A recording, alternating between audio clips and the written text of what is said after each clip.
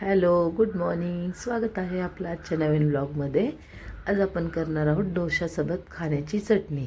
त्यासाठी आपण साहित्य घेतलेलं आहे पंढरपुरी डाळ, ओलं खोबरं, लसूण, मिरची, कोथिंबीर.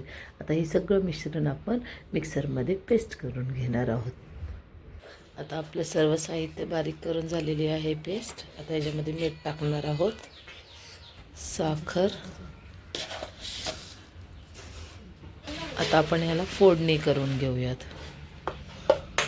फोडणीसाठी आपण थोडी मोहरी घालणार आहोत, कढीपत्ता. फोडणी आपण वतून घेऊयात.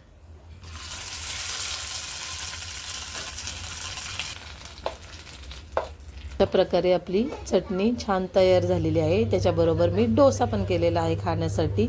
सो आपली रेसिपी कशी वाटली नक्की आपल्या चॅनलला लाईक, शेअर, सबस्क्राईब करून सांगा. थँक्यू.